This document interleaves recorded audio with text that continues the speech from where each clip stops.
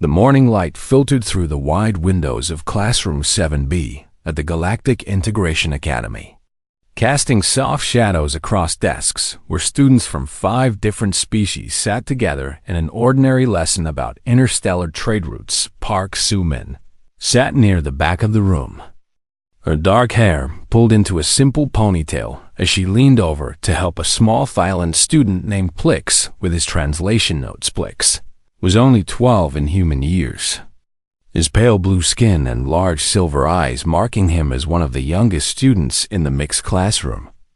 And he struggled with the complex human alphabet that Professor Velen insisted everyone learn. Like this, Soo-min whispered, drawing the letter slowly so Plix could follow her movements. The Thalian nodded gratefully, his thin fingers attempting to copy her strokes while the professor continued his lecture about shipping lanes and cargo regulations. Nobody paid much attention to the quiet Korean girl helping the nervous alien child. It was simply what Soo-min did every day without asking for thanks or recognition. Across the room sat her childhood friend Jang Tae-hyun, a tall boy with kind eyes who occasionally glanced back at her with a knowing smile. They had grown up together in Bizen before the integration program selected them both for off-world education, and he knew better than anyone that Soo-min's quiet nature hid a strength that few ever witnessed. The Academy floated in neutral space aboard Station Harmony 7, a massive structure designed to bring young minds together from across the galaxy in hopes of building understanding between species. Humans had only joined the galactic community 15 years ago, and they remained something of a curiosity to the older civilization. Small, soft, short-lived creatures from a harsh world called Earth. Most aliens considered humans friendly, but ultimately unremarkable, lacking the natural weapons, armor, or psychic abilities that other species possess. Professor Velen, a tall Valorian with silver scales and 4 arms, was mid-sentence about tariff negotiations when the classroom door exploded inward with a thunderous crash. Students screamed as armed soldiers poured into the room, their black armor gleaming under the artificial lights, their weapons raised and ready. Professor Velen tried to step forward, but a soldier struck him hard across the face, sending the elderly teacher crumpling to the floor.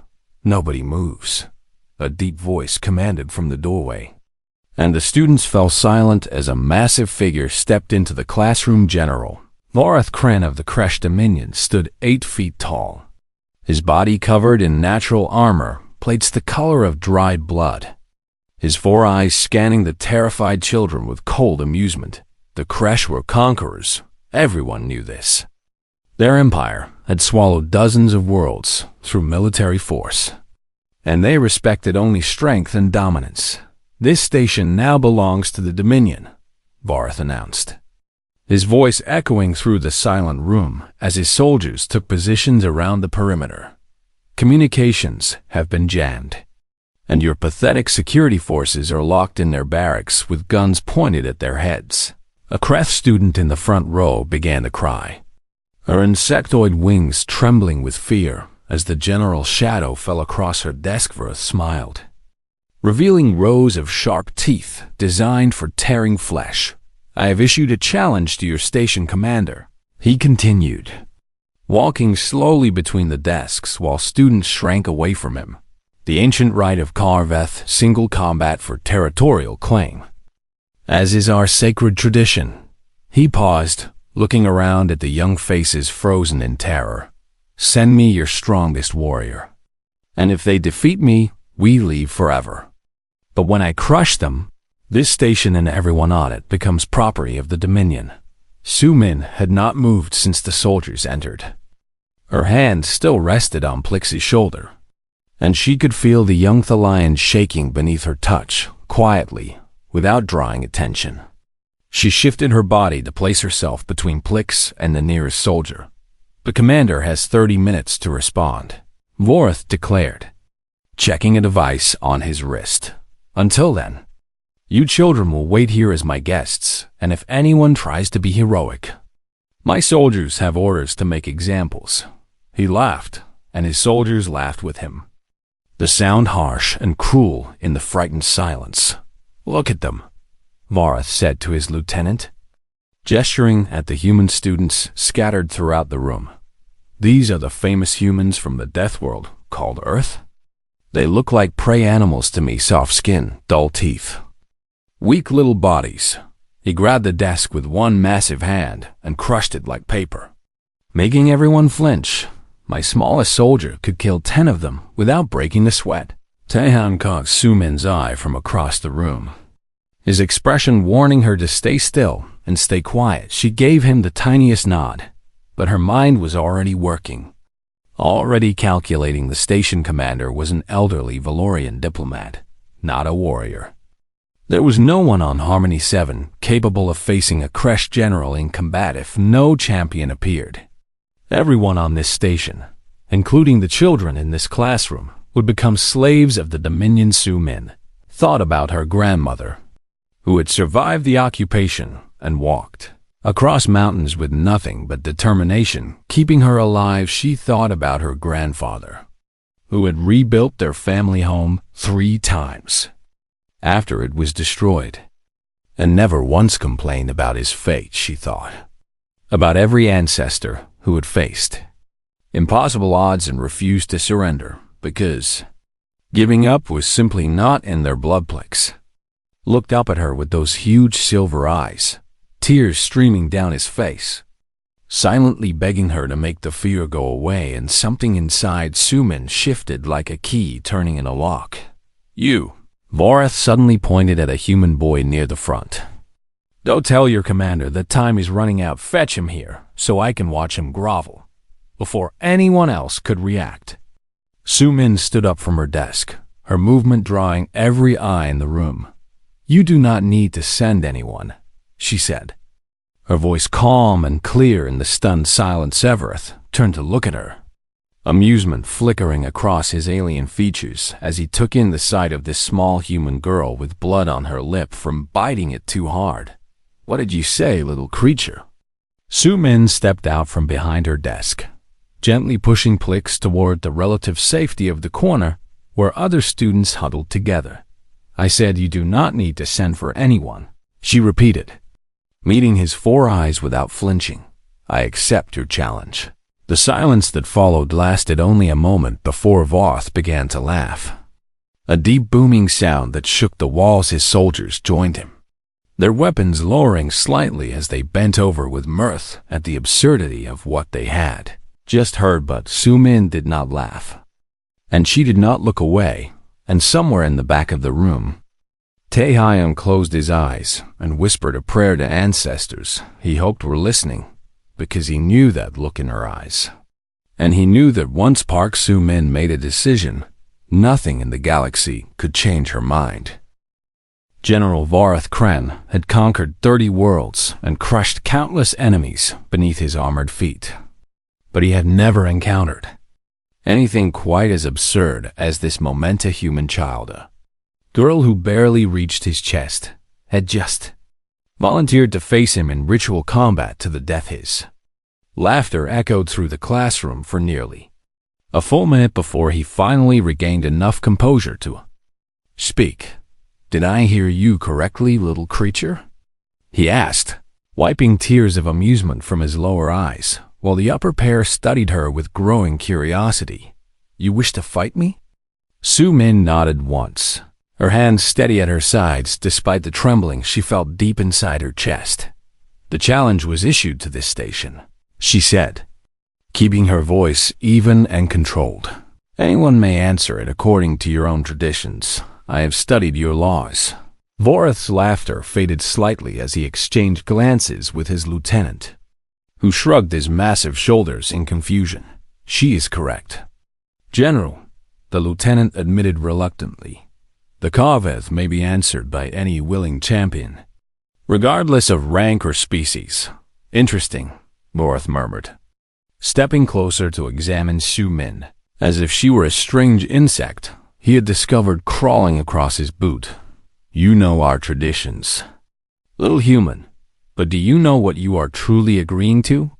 He began to circle her slowly, his heavy footsteps making the floor vibrate with each step. The Karveth is fought without weapons and without armor. Until one fighter submits or dies, he explained, his voice dropping to a dangerous purr. There are no breaks, no mercy. No rules except victory or defeat. He stopped directly in front of her, looming like a mountain of muscle and bone and armored plates. I have killed warriors twice your size with my bare hands. I have broken the backs of creatures who thought themselves invincible. I have never lost a single combat in my entire life. He leaned down until his face was inches from hers, his breath hot against her skin. What makes you think you can survive even 1 minute against me? Su-min did not step back, did not look away, did not show any sign of the fear that screamed inside her mind. I do not need to survive, she said quietly. I only need to make you wish you had never come here. Something flickered in Voreth's eyes, surprise. Perhaps, or the first tiny seed of doubt buried beneath mountains of arrogance. He straightened up and gestured to his soldiers. Clear the desks. We will have our arena here, where everyone can witness this foolish child's destruction. The soldiers moved quickly, shoving furniture against the walls while students scrambled to get out of the way. Ahayan pushed through the crowd of frightened classmates until he reached Su-min, grabbing her arm with desperate strength. Su-min, you cannot do this, he whispered urgently, his eyes wide with terror. He will kill you. This is insane. She placed her hand over his and squeezed gently. Someone has to answer, she replied softly. If no one does, everyone becomes a slave, including Plix, including you, including all these children who have done nothing wrong. But why does it have to be you? Taehan demanded, his voice cracking with emotion. You are not a soldier. Su-min smiled, and there was something ancient in that smile. Something passed down through generations of survivors who had faced impossible odds and refused to break. My grandmother walked 50 kilometers through mountains with broken feet to escape soldiers, she said. My grandfather was beaten nearly to death 3 times and still lived to see his grandchildren born. My mother worked 18-hour days for 10 years so I could have an education. She touched his face gently. I come from people who do not know how to quit. Taehan giving up is not in my blood. A soldier grabbed Taehan and shoved him back toward the other students. But not before Su-min saw the tears forming in his eyes. She turned away from him and faced the center of the room, where Voreth now waited in the cleared space that would serve as their battleground. The general had removed his ceremonial cloak, revealing the full extent of his massive frame. His natural armor covered most of his body like plates of dark red stone, leaving only the joints and neck partially exposed. He flexed his 4-fingered hands, each tipped with claws capable of tearing through metal. Last chance, little human, he called out, genuine amusement coloring his voice. Admit you were foolish and beg for mercy. May even let you live as my personal servant. Su-min removed her school jacket slowly, folding it neatly and placing it on a nearby desk, as if she had all the time in the world. Beneath it, she wore a simple white shirt, her arms lean but defined from years of training that no one at this school knew about. My answer is no, she said simply. She walked to the center of the room and assumed a stance that made Voreth pause, feet shoulder-width apart, knees slightly bent, hands open and ready. What is that? He asked, genuinely curious. Some kind of prayer position? Apkido, Su-min replied, a Korean martial art designed to use an opponent's strength against them. Voreth's 4 eyes blinked in sequence as he processed this information. You have training, he observed, sounding almost pleased. Good, that means crushing you will be slightly more entertaining than I expected. Around the room, students from 5 different species watched in horrified silence as the massive alien general and the small human girl faced each other. Plix had his hands pressed over his mouth, Tears still streaming down his blue cheeks, a Valorian student clutched the injured Professor Rellen's hand. Unable to look away, even the Kresh soldiers seemed uncomfortable. Their weapons held loosely as they watched their general prepare to destroy a child. "Whenever you are ready, little warrior," Var said, spreading his arms wide in invitation. "Come and show me what humans are made of."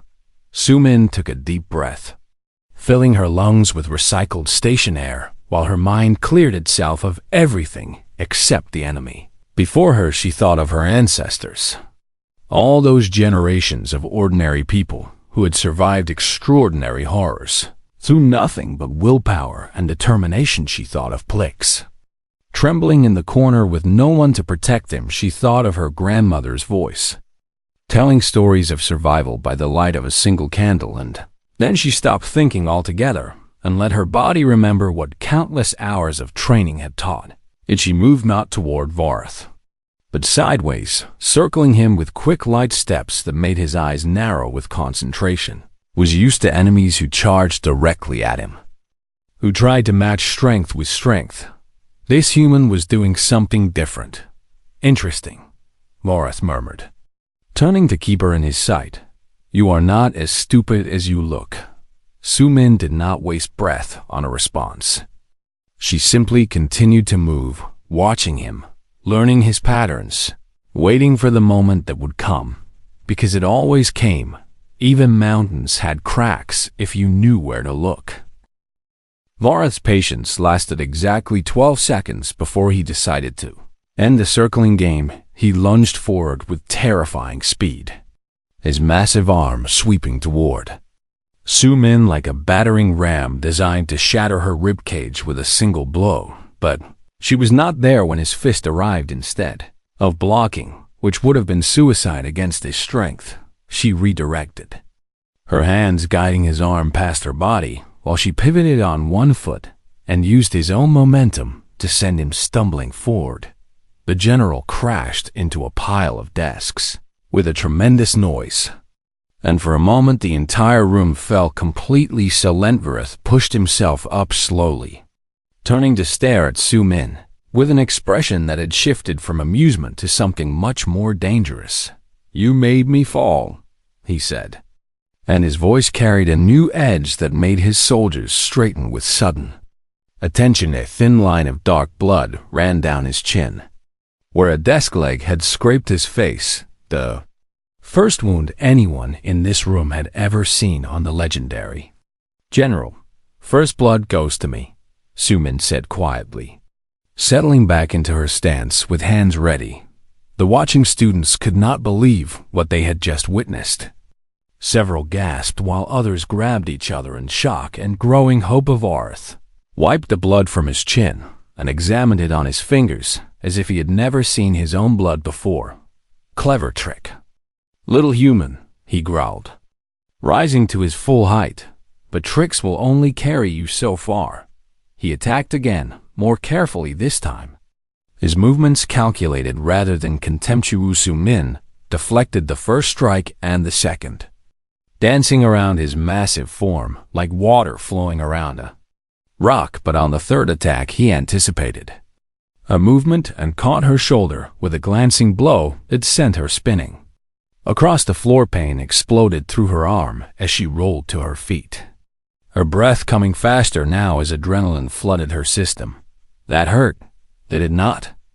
Varth asked, advancing slowly while she regained her balance. "Imagine how the next one will feel." He attacked in a flurry of strikes that Su-min could barely track, her body moving on pure instinct as she blocked and redirected and dodged with everything she had. A blow caught her in the ribs and she felt something crack, the pain so intense that black spots danced across her vision. She went down hard, the cold floor pressing against her cheek as she struggled to breathe through the agony.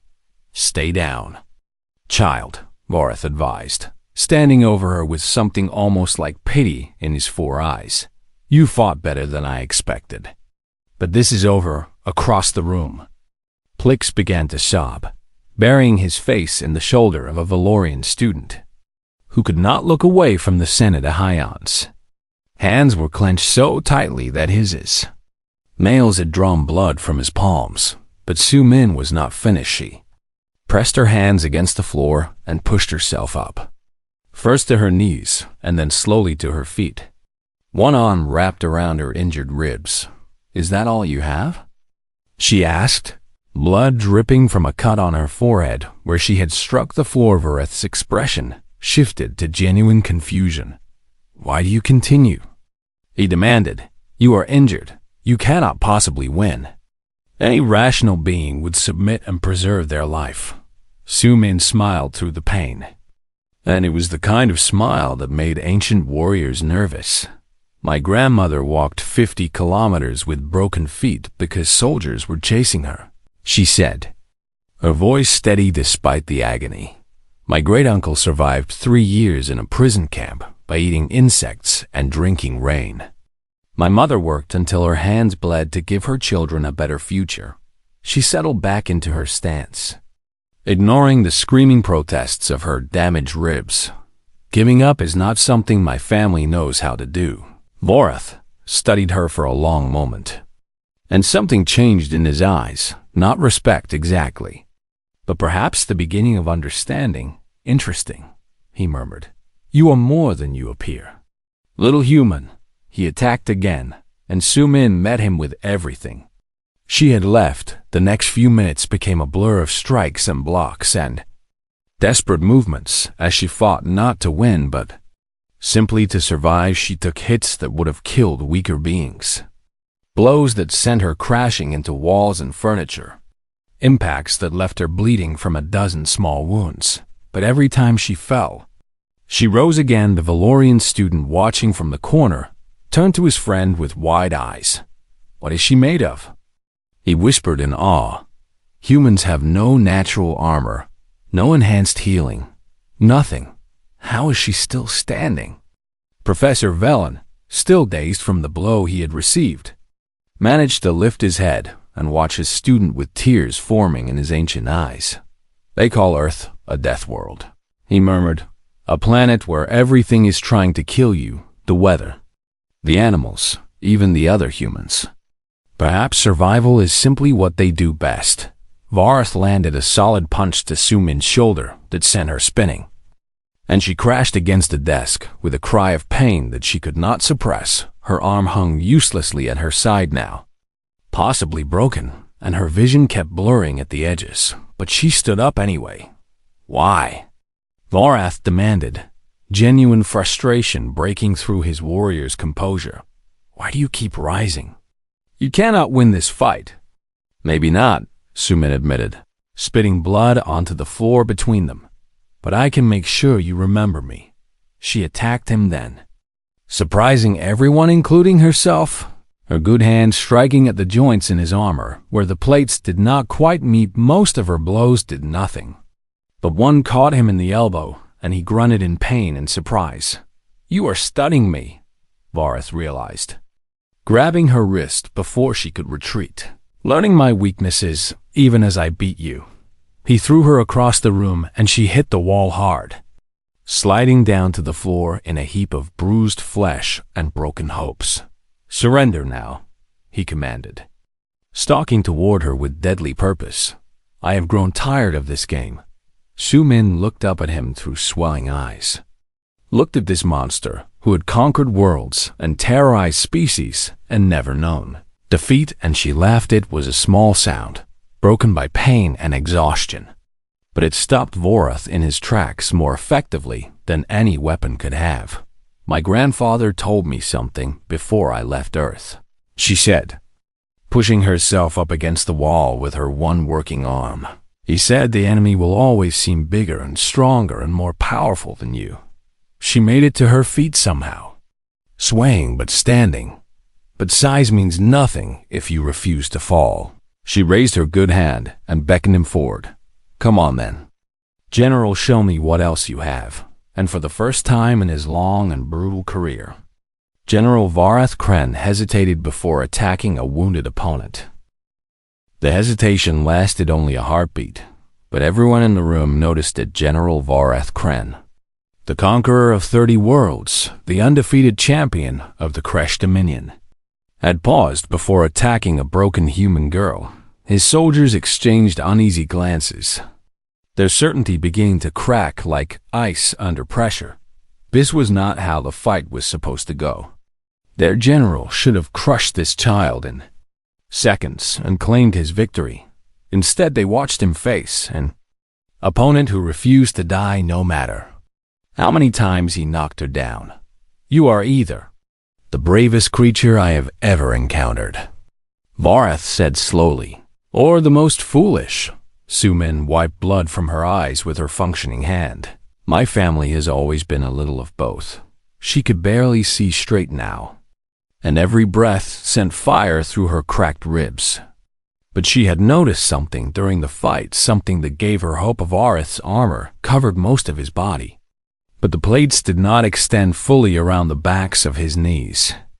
There, the coverage was thinner, designed to allow for flexible movement if she could strike that weak point with enough force. Even a giant could be brought low, but getting behind him seemed impossible when she could barely stand. Varath attacked again, his patience fully exhausted, and Su-min could do nothing but try to survive. He caught her with a brutal strike to her side that lifted her off her feet and sent her crashing into the pile of broken desks near the wall. She lay there gasping, unable to rise, her body finally reaching its limits after absorbing more punishment than any human should be able to endure. It is over, Varath declared, walking toward her with slow, deliberate steps. You fought well for a prey species, but all things must end.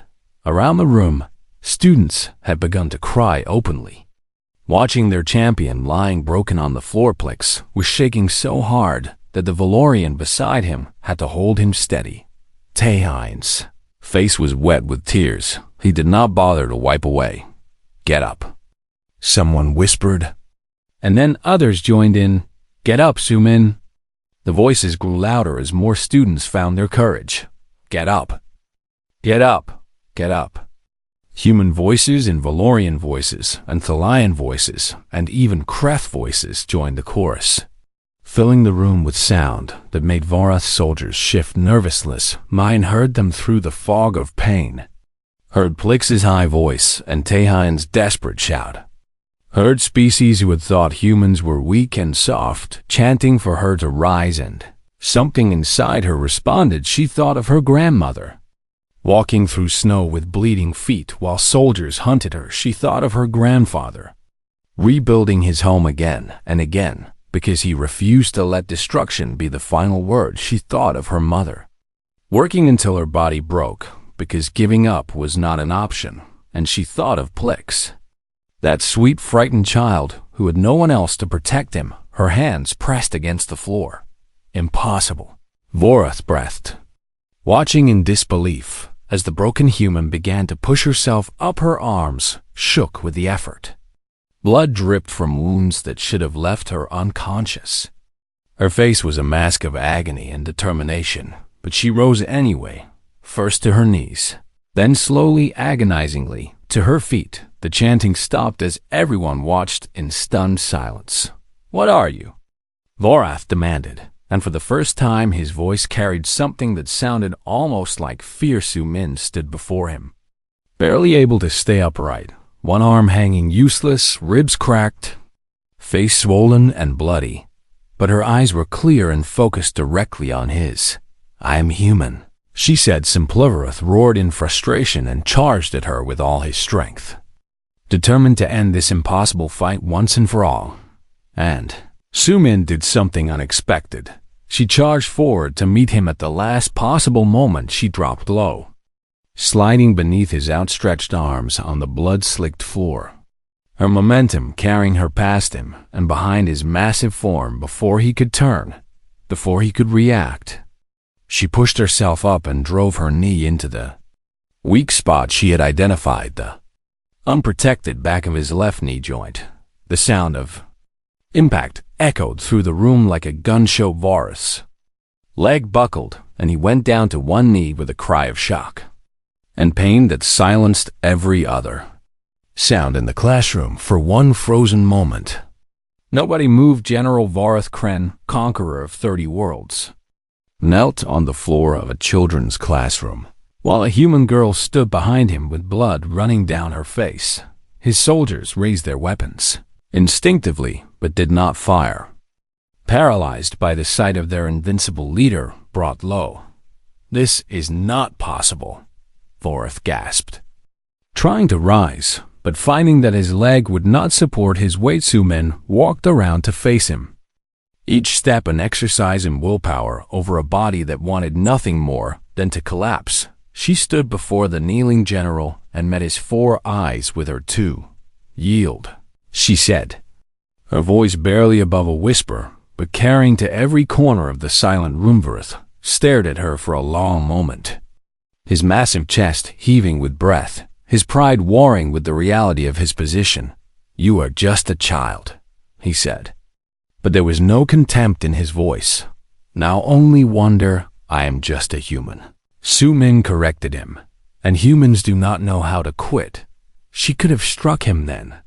His neck was exposed and vulnerable, and she could see the weak points in his armor that a well-placed blow could exploit. One strike could end him, could prove human superiority over crush might in the most permanent way possible. But that was not who Su-min was. And that was not who her family had raised her to be. "Yield," she said again, "and take your soldiers and leave this station forever, as you promised."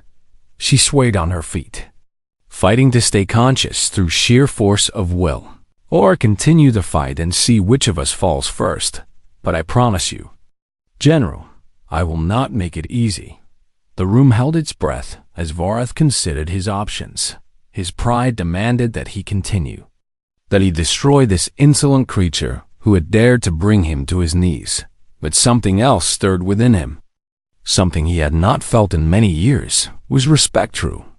Respect for an opponent who had faced him without hesitation and refused to break no matter the cost. He looked at this small broken human who stood before him with nothing but determination keeping her upright. And he made his decision. The silence in the classroom stretched like a wire pulled too tight, ready to snap at the slightest pressure. General Vareth Kren remained on one knee, his injured leg unable to support his massive weight, while Park Su-min stood before him like a statue made of blood and determination. His soldiers watched with weapons raised, waiting for a command that could change everything. "General," his lieutenant called out nervously, "give us the order, and we will end this. The rules of Karveth do not apply once combat has concluded." Vareth raised one armored hand and silenced him. For a long moment the general simply studied the human girl before him, taking in her broken body and her unbroken spirit, seeing something he had not seen in decades of conquest and warfare. "You could have struck my throat," he said quietly. "I know," Su-min replied. "You could have killed me while I knelt before you helpless." "Yes."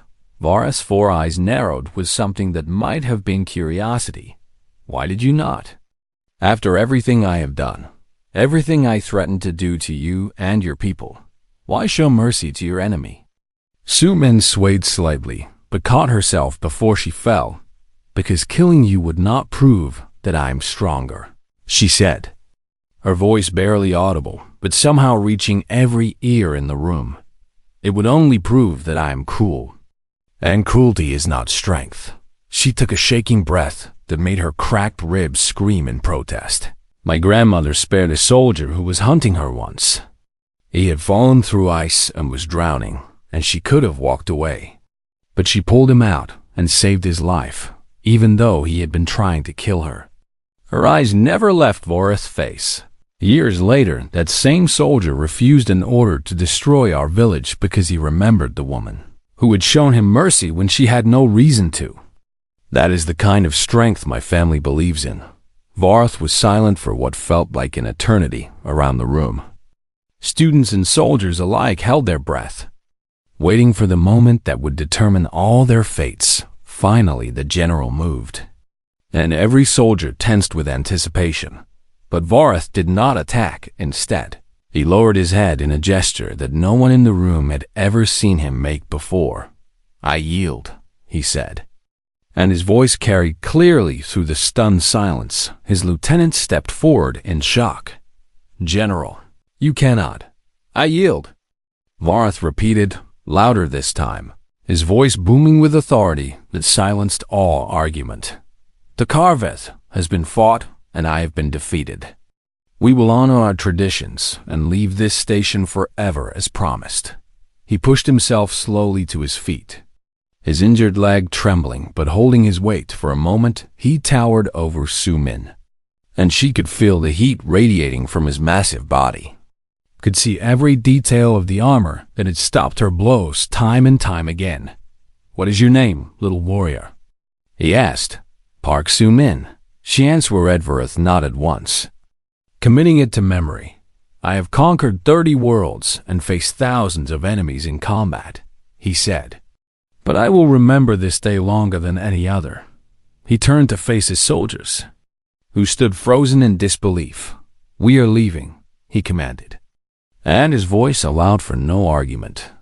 "The Kresh Dominion honors its promises, and this station is no longer our concern." The soldiers began to file out slowly, casting confused and amazed glances at the human girl, who had somehow defeated their invincible General Alvarez, paused at the doorway, and looked back one final time. "You have a warrior spirit, Park Su Min," he said, "and I suspect this is not the last the galaxy will hear of your name." Then he was gone, and his soldiers with him, and the classroom fell into chaos. Students rushed forward as Su Min finally allowed her body to collapse, and Taehan caught her before she hit the floor. "You did it," he whispered, tears streaming down his face as he held her. "You actually did it," Su Min smiled weakly, her consciousness fading at the edges. "Tell my grandmother," she managed to say, "that I did not quit." Then everything went dark. She woke up 3 days later in the station's medical bay, her body wrapped in healing bandages and surrounded by machines that hummed with alien technology. The first face she saw was Plix, the little Thalion sitting beside her bed, with eyes that had cried themselves dry. "You are awake," he squeaked, his voice breaking with relief. "Everyone has been so worried," the doctor said. "You should have died from your injuries, but you just kept healing." Su Min tried to laugh, but stopped when her ribs reminded her that they were still mending. "What happened?" she asked. "Everything," Plix answered excitedly. "The Kresh left just like they promised, and the station commander called you a hero. And news crews from 12 different planets want to talk to you. And," he paused, his silver eyes filling with tears again, "and I wanted to say thank you for protecting me," he finished quietly. "I was so scared, and you stood in front of me, and you did not have to do that." Su Min reached out with her less damaged arm and ruffled his head gently. "That is what friends do," she said simply. Over the next few weeks, the story spread across the galaxy like wildfire news. Networks ran segments about the human schoolgirl who had defeated a Kresh general through sheer determination. Military academies added recordings of the fight to their training materials. Philosophers debated what it meant that a species without natural weapons or armor had produced such a warrior. But the most significant change happened quietly. In a secure military facility deep within Kresh territory, General Varath Kren stood before a council of his superiors, explaining his defeat without shame or excuse. "The humans are not what we believe them to be," he said. "They appear weak, but their spirits are forged in fire. They have no armor, so they build walls of willpower instead. They have no claws, so they sharpen their determination until it cuts like steel." He placed his report on the table before the council.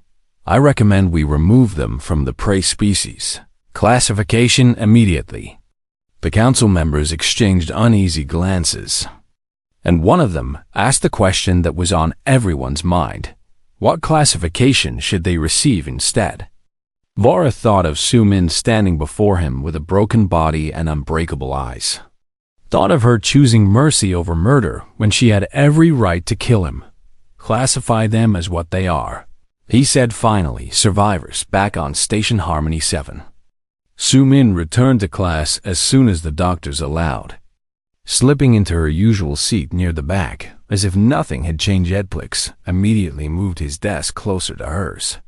And she smiled and continued helping him with his translation notes. Stehan watched from across the room, marveling at how the girl who had brought a general to his knees could be so ordinary and so extraordinary at the same time. When a new student asked Su-min how she had done it, how she had survived against impossible odds, she thought for a moment before answering.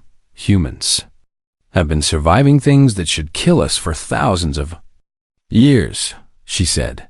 We survived ice ages and plagues, and wars and disasters that would have destroyed most species. She looked out the window at the stars stretching endlessly into the darkness. One general was not going to change that, and somewhere in the vast reaches of space, military strategists from a dozen different species updated their assessment files with a single word that would define humanity's place in the galaxy for generations to come. That word was simple but powerful. A warning and a tribute rolled into one: dangerous.